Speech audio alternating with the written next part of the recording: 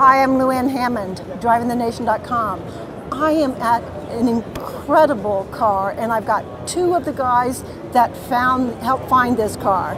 McKeel Hagerty, Hagerty Insurance, everyone knows him, and Mark Gessler is the Historic Vehicle Association. You pretty much own HVA. Yeah, well, we started it, so it's I'm the president. Okay, guys, right behind us is an iconic car. And it wasn't even known to be alive. Everybody thought it had been crushed. It was out of sight. How did you find this vehicle?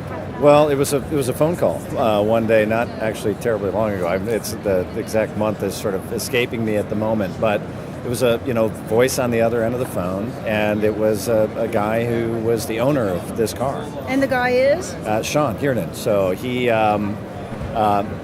His father had owned the car for a long time, and he kind of started telling me the story, and his father passed away.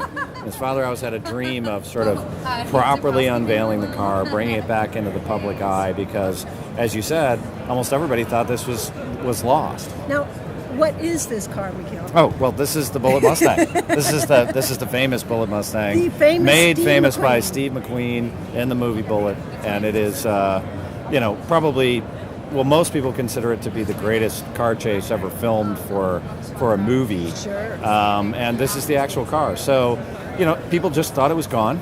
And, but like a lot of those kind of famous movie cars, lots of different stories around them. Was there more than one? How many were made? Were they destroyed?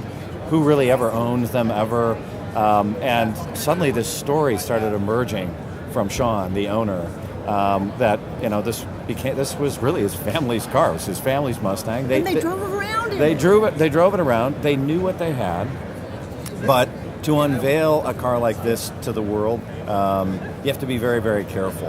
And so it's strange that he called me first. There was only one other person who had seen the car to kind of start verifying what it was, and I knew at that moment that if we were going to do this right, and the car wasn't going to get sort of mistreated in the public eye, or anybody get a hold of it that wouldn't treat it with its proper respect, it needed to go to the HVA to be properly documented. So I called Mark. I got permission from Sean to connect the two of them, and that's really started this whole thing in motion.